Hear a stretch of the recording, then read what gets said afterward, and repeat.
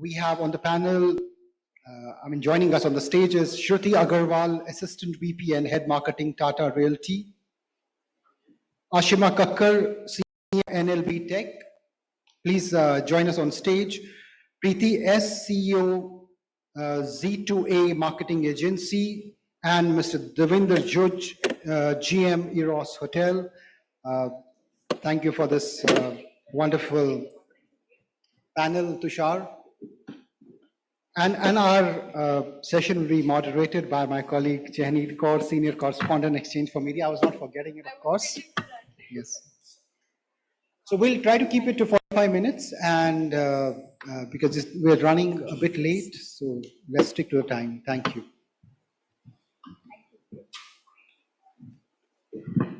Okay, hello people. Before we get to lunch, I think as we can see, we have a tricolor on our panel, the Emerging Bharat of a Woman-led panel, and with Mr. Devenderji being our very honored Ashoka Chakra of the panel somehow.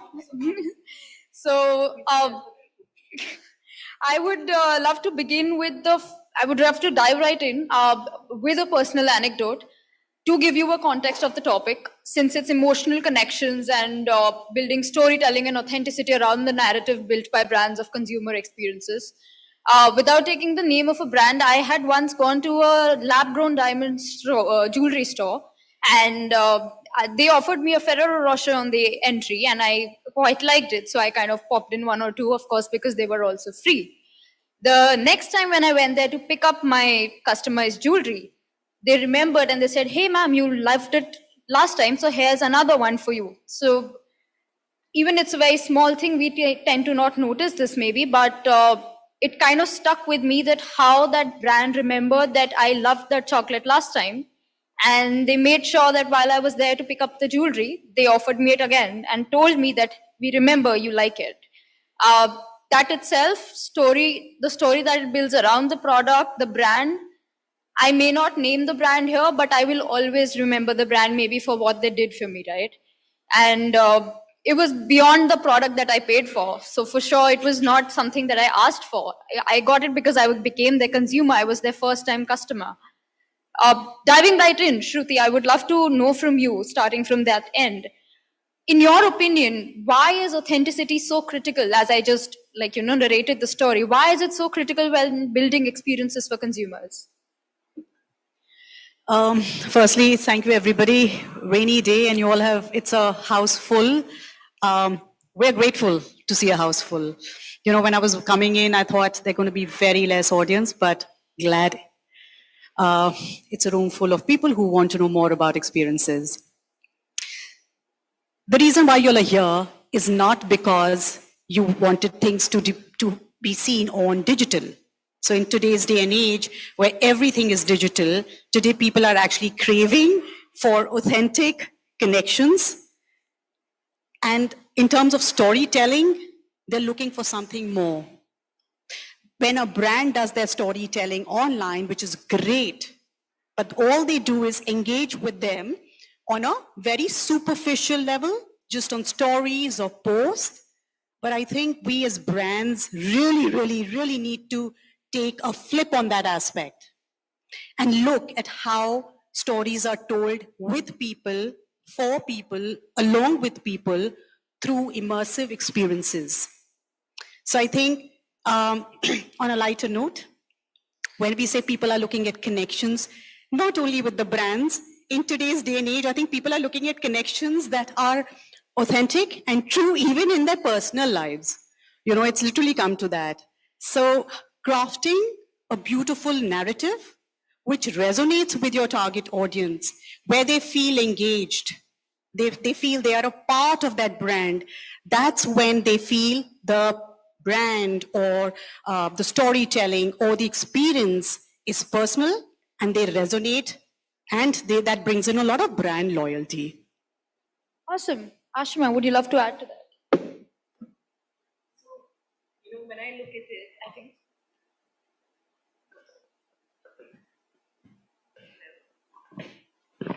yeah.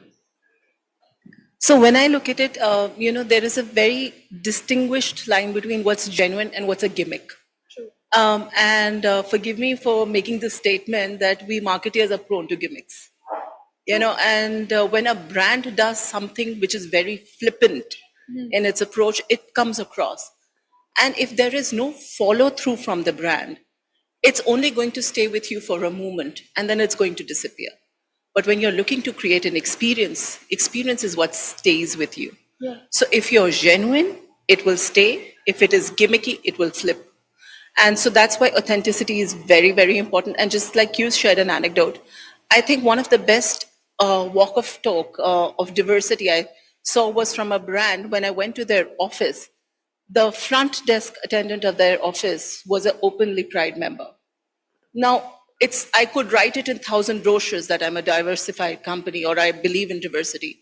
But the moment I put the front desk person as openly Pride member, I have walked the talk. So for me, that's experience and that's genuinity. Amazing. Please. So coming from an experiential agency myself, I feel why authenticity is necessary. Yes, for brand loyalty. If you want the consumers to be loyal to your brand, the brand narrative should be so authentic, so real. The consumers need to resonate, needs to connect with it, with your brand narratives, so that then he becomes loyal. Also, in an experiential marketing campaigns, you always want to connect emotionally with the consumers. Unless you are real, unless it's authentic, the consumers will not connect with you and hence will not be loyal to you. Moreover, if there is an emotional connect with the consumers, definitely the consumers would end up being a brand advocate themselves rather than just a passive observer or just a normal consumers. So that is again a plus point for the brand, that your consumer, the real consumers, are becoming your brand advocates, and organic publicity is much more powerful than any traditional marketing. Hence, authenticity is fairiness. Devendra, sir, from you, I would like to twist the question a little, since hotel business is something that requires attention and authenticity 24/7, from the toiletries to the room housekeeping to the food that is served. Everything requires authenticity and transparency. How how difficult is it to kind of maintain the consistency and authenticity that you provide to the consumers? And how do you make sure to kind of be consistent in the authenticity that you provide to every consumer of yours? Thank you. Welcome everyone to Eros Hotel, Nehru Place. And I'm thankful that you took out this time on this, little chilly Delhi morning and, a wet too. So thank you for making it. And we will try and put together an authentic experience for all of you also. Yeah. So that you find it different than what you have ever experienced before. Having said that, it's not difficult to put up an authentic experience. It is difficult to be consistent with it. We in our industry, it's very important because we are not having any tangible product that we are selling. We are into selling the dreams. We are into selling the experiences. We are into selling up the what comfort looks like, and what real pleasure of having a nice food or a comfortable stay be like. So for us, it's very important. Every guest is unique for us because we have to be authentic to every guest, because every guest's requirements are separate. No two guests would want equally cold or warm temperature. No guest would want equally spicy or non-spicy food. So it has to vary for every single individual, and we respect everyone, and that is how we get to it, that we try and of course first produce a unique product every time and then repeat it again and again. But then there is authenticity that needs to be brought to it when there is a request that we get for it. So as I said, it is important for us to be actually stay connected as I think my, fellow colleagues over here said that authenticity is important because it leaves a unique impact at the end.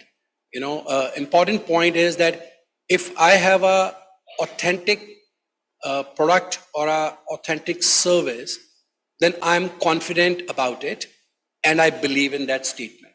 Right. And if I believe in what I'm bringing to the table, then me and my entire team will be pretty confident of bringing that out with pleasure. Right. And be assured that what we are giving is unique and the best that the property can offer.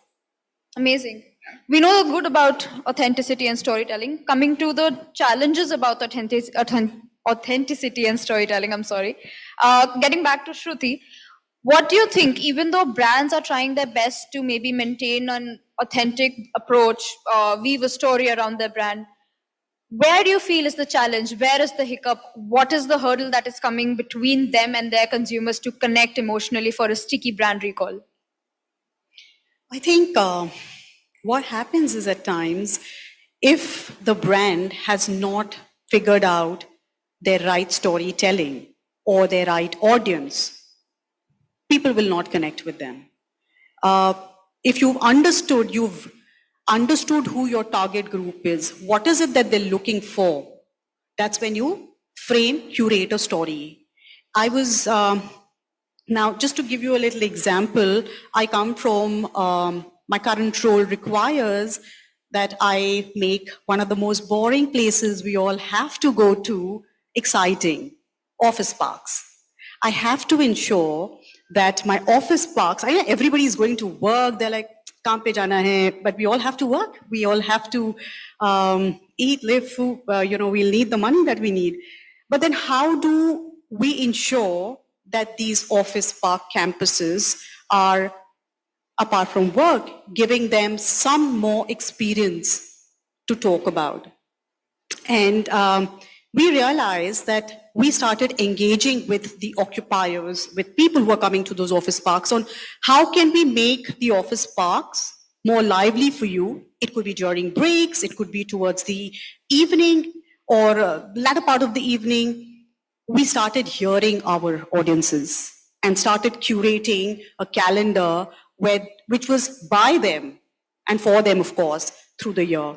So it's all about understanding, listening to your end consumer. Ashima and Preeti, both of you have multiple clients, so I'm sure you are the right fit for this question specifically. I would love to know from Ashima first and then Preeti. So I'll tell you what, when it comes to authenticity, so I as a company may be deeply concerned and may have my commitments to sustainability, for example. Now, in my ecosystem, I work in an industry which works on a cost arbitrage model. So if I am going for a sustainable workplace or if I'm going for sustainable practices, we all know that they come at a premium. Now, the cost has to be passed through to the customer. Yeah. Is my customer willing to take that cost?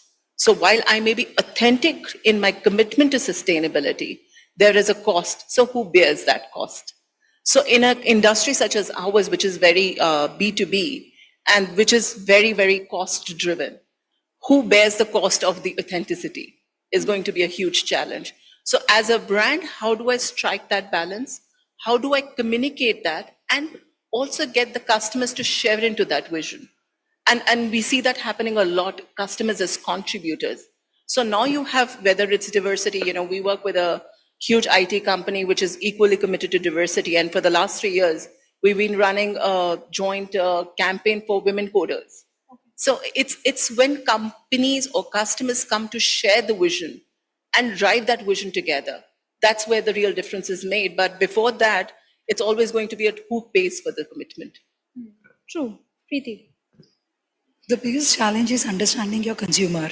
If when you're going to the consumer, to the right Totally consumer, agree. that is very pivotal role in any of the experiential marketing. So you need to, before you go on ground, you need to understand your consumer.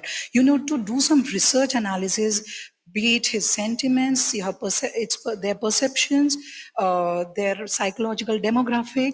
So everything needs to be researched, and then accordingly you build up a narrative. Your brand narratives is important. That what are you taking to your consumer? What is the story that you are taking to them? And then again, yes, how authentic that is. It should not be fake, fabricated one, because then the consumer won't be able to relate to it. So this is one of the biggest challenge in any of the storytelling in experiential marketing. That is Devendra, what sir, I would love to know from you in the F&B, hospitality, travel, tourism domain as a whole, generic, not just specific to Eros. I'm not saying that Eros is the only hotel that has challenges, but across industry, what do you think is the top challenge that comes when it comes to weaving a narrative or story around your brand? I think I'll answer that first. Coming back to the earlier question, which which said, very important part is, are we listening to what our customer is telling us? Is absolute key narrative that what do we end up with, and what do we get to the market? Yeah, that's one. And then the challenges that we are talking about. The customer, today, or the end client today, is well traveled and very knowledgeable. They have had the experience of the best across the globe now. And for them, when they come back to any of the service provider, they expect an international standard being offered. There are definitely challenges because of the expectations that we first get. Something very rightly that has to be done, as I said, that we need to be knowing what our client wants and what are we delivering. Are we matching to that particular aspect of listening to the client and then matching that requirement? Number one. Number two, there are instances when things does not go right. There can be something which slip up at whatever time. The important point over there is that how has been the company's reaction to that, whether we are honest enough to accept that, take that with a high chin, and then actually rectify it and do the right thing to amend whatever required to suit the customer requirement. Many are companies, they're not able to connect with the end client because one, they do not have a unique story. They're just repeating something happening somewhere else. A successful campaign or a successful aspect is just being repeated without ensuring the characters, without ensuring the uniqueness of settings, without ensuring that the deliverables of the similar quality.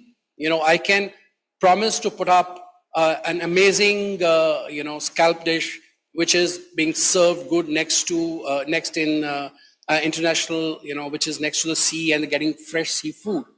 For me to serve the same, probably the uniqueness will not be there because I would not have the same freshness in the scalps. So those unique issues has to be really looked into before any storyline is being rolled out. And these challenges, as we are talking, there are new challenges every time that you get. There is nothing which is repeated here because, as I said in the beginning also, every client has a different requirement and a different thing to say.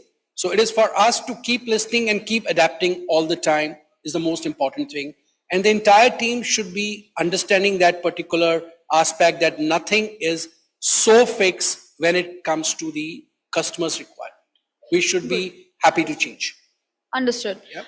Since we are focused on the opportunities and the challenges of the specific aspect, I would like every one of you to give me, starting from Shruti, one use case example. And please, of course, cannot be your brand or your client. Of course, I don't want that.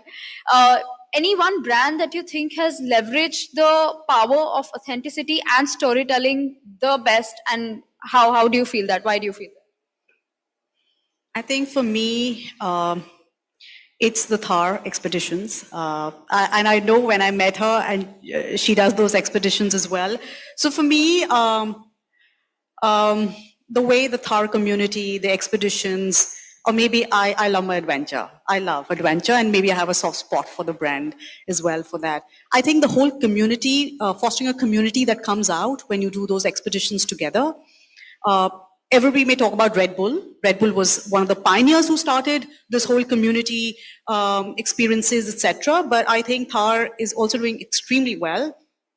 One more I'd like to talk about is recently the whole Royal Enfield, the recent connections that they're doing with their newer bike. I may not know the name of the newer version. I'm more a car girl.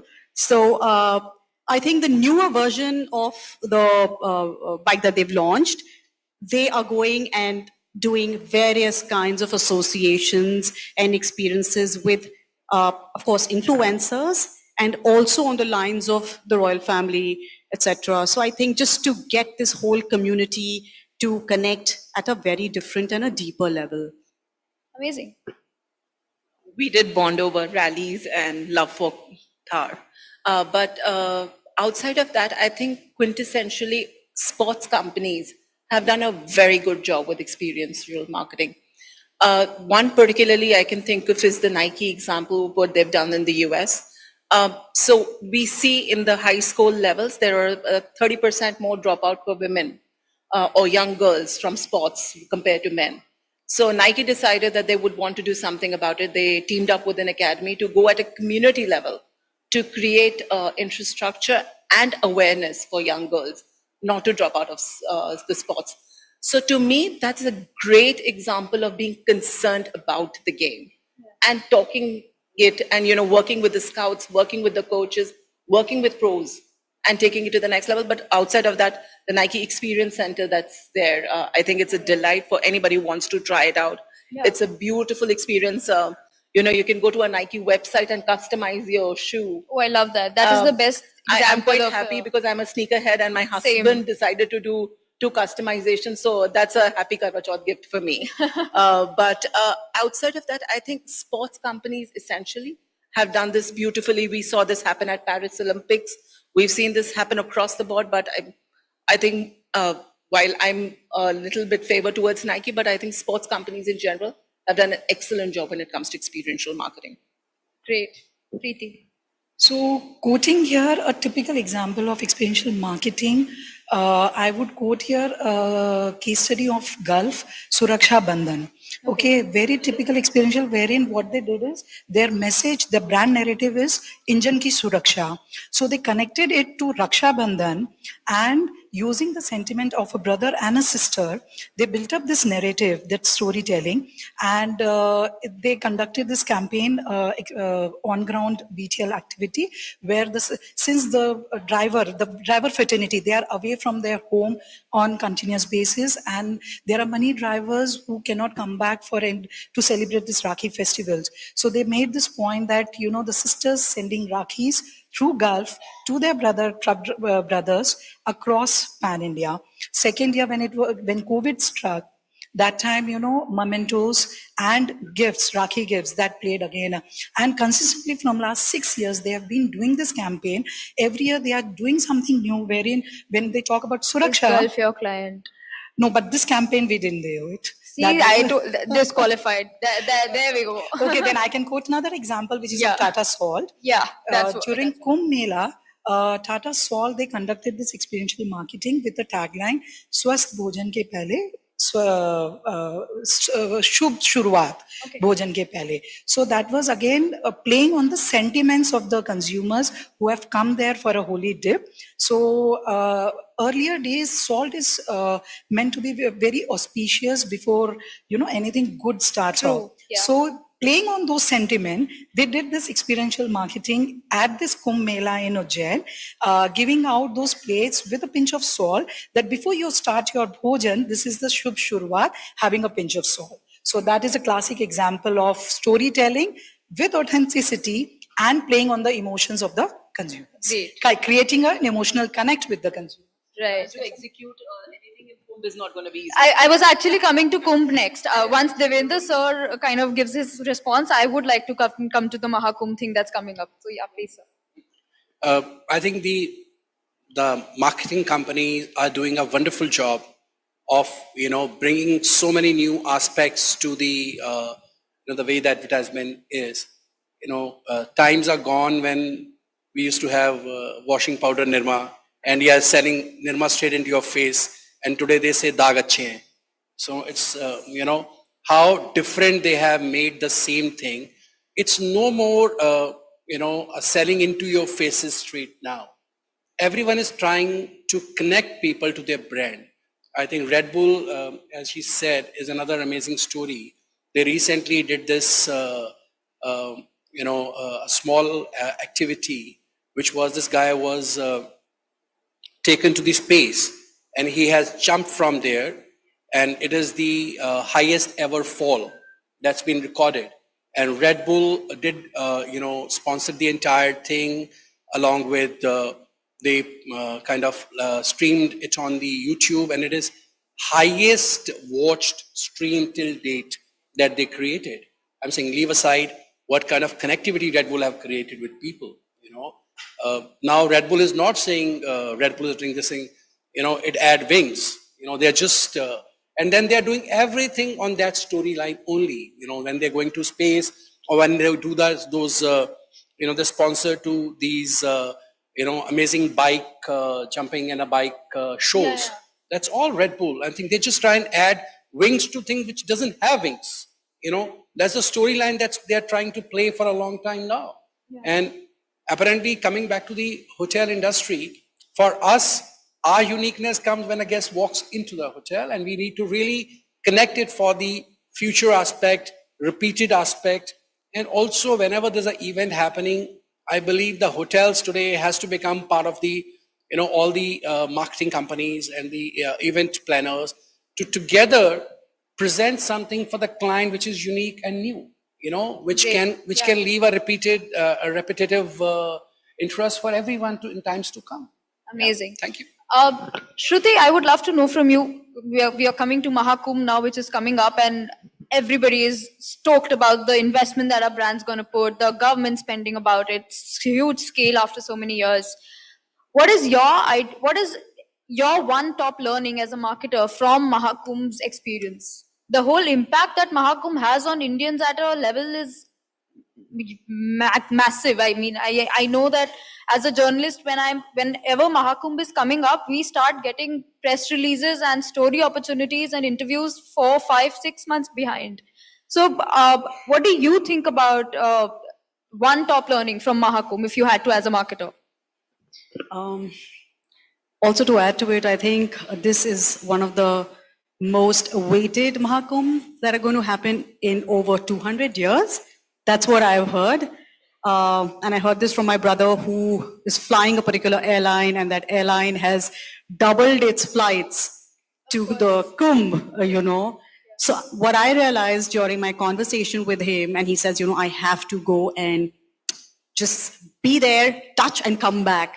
So for me, if I have to look at it as a marketer, I would look at it, this is going to be one playground where you will have all kinds of target groups. So if there is something you want to experiment, this is your target group, which has everybody, without stereotyping that somebody from a particular tier 2 city is only going to go, or somebody who is a professional in this is only going to go. This is a playground. It's a massive playground. I mean, I would look at it. So if I had a product that I really want to test out across all and then figure out who my real target group is, I would have leveraged Kumbh. Any additions, Ashima and Preeti? No, so for me, I think it is a masterclass on crowd management. For sure. We talk about concerts of 15,000 people and say, oh, the logistics need to be better and all of that. Try Mahakumbh. Yeah. And go and see I think it's a masterclass on crowd management. It's a masterclass on how to manage logistics. And I think every marketer just needs to go there for that. True. If only Kumbh mein bichhad jana wasn't a thing, so maybe. I don't know. Digital, try it. Yeah. No, so a ready-made platform for all the marketeers to be there, and a very unique opportunity to touch base almost 30% of the Indian population coming there in a span of, say, 45 days, and creating an emotional connect and making your brand visible. That's every marketer's has to be in its plan. Devendra sir, what about you? Do we see Eros and Kumbh? No, not exactly. For the industry in total, I think this is a very unique kind of festivals where we probably are not seeing much, because our target audience is, not that, it's not that we are, as of today, the way the Indian, economy has changed, I believe our target audience has increased many multifolds now, and they are available all across, but ours, as an industry, we are very city specific right now. And for our marketing target also, apart from your, doing a proper market research, where your guest is coming from, which area you go and, market yourself, the hotel marketing budgets are not as lavish as many companies, So we try and be very selective and be very choosy that where we're going to spend it. But having said that, our business, I would mention, is a word amount, an experience that you are imparting to every guest that's walking through your doors. If we can really take care of everyone walking through those doors, the hotels does not need money. Right. There's so much of experience. That's experiential marketing. Experiential marketing campaigns is providing an experience for someone of the product. For us, anyone walking in is actually having an experience. So that is the marketing that we are doing. We are doing marketing in every transaction, in every activity that we do. So it's very important for us to be right every time, and not make sure that we don't go false on that. Right, perfect. I can see we're left with 6.5 minutes before we can help people with lunch. And I would love to close it sooner so we can rush to the lunch sooner.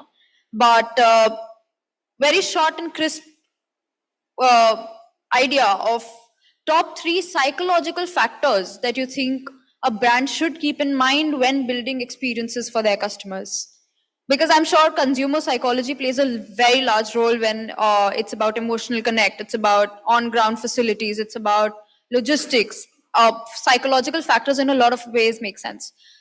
For you, especially because you mentioned office parks, I would love to know, are there any psychological factors you keep in mind while weaving a authentic brand story for your consumer? Yeah, we do. I think what we've also done is, first thing foremost, in today's day and age, and I think not only in today's day and age, I think social peer acceptance has been there forever. And today also it stands true. They want to know, and it's a cross generation, whether we're talking about Gen Z boomers or Gen Alpha or millennials or whoever. They want to know that if such a such thing is well appreciated by their peer, there are more chances of them going and buying it. They're under that whole social pressure. I'll come back to my office park piece in a bit. The other thing is that what really motivates them to come to a brand is when you involve them. They feel that because they have been involved in the experience or through the whole journey or the process, they feel they belong to that brand.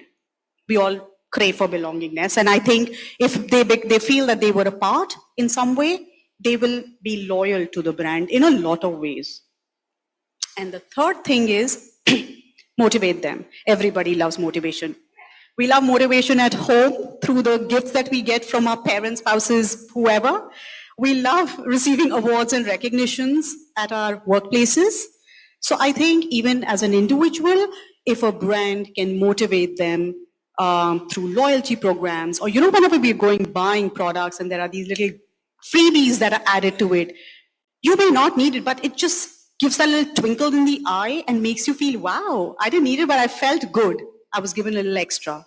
So I think these 3 factors for me really, really are an integral part of building a brand through connections.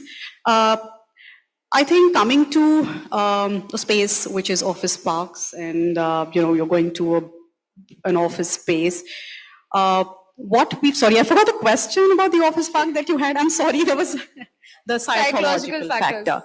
Yeah. So what we do is, there was a whole pre-pandemic, during the pandemic, where office parks, we were all told to work from home, and nobody was actually coming to office park. We are in the business of office parks, and what do? Our business relies on it. What we did was, we realized there are things, we of course understood the target audience that comes to our office parks. We curated a sports-based IP on futsal. We told them, come, there is going to be a contest across all different campus companies that are there within the campus, and it'll be fun. We ensured we rope in relevant sports personalities related to football. We created competitive teams. We had the opening ceremony. We had a closing ceremony. And we realized people want to come back and start experiencing these kind of activities back into office. And that IP was very well appreciated. It's an IP we've registered that whole property. It's called Intellion Futsal League. And it's going to be my 4th year doing it. We started, pandemic has ended, 2020, 21 people started resuming work. It's going to be a 4th year. So we realized that we played with the little psychology of how sports, teamwork, connection with people works. And this was the best way to get them back. Right. Ashima. So not 3, but I have 2 that I can Works. identify. We are anyway short on time. Awesome. So, and it is about participation and it is about perfection. Awesome. Well put.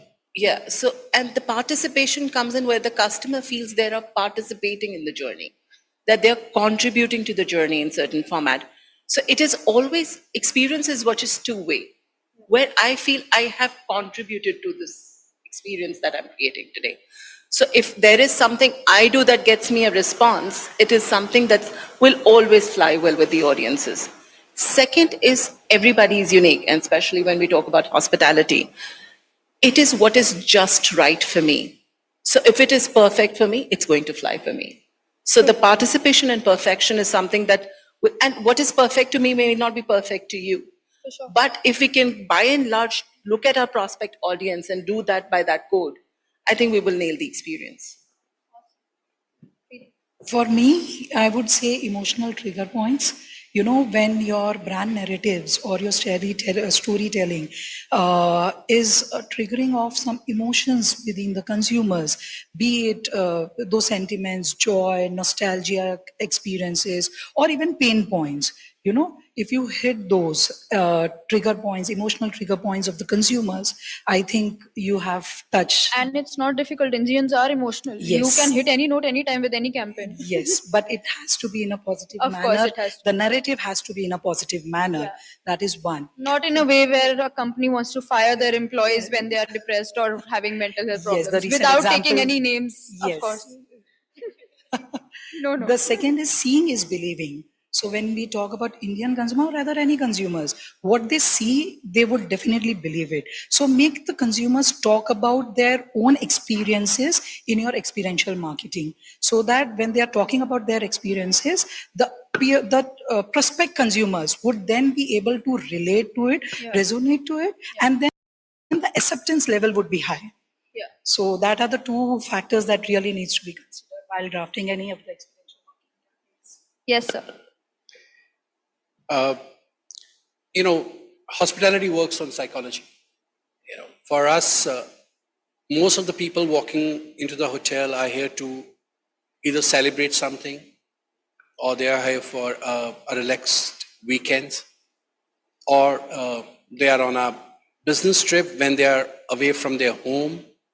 So in all cases, the psychological connect is of utmost importance, I would say.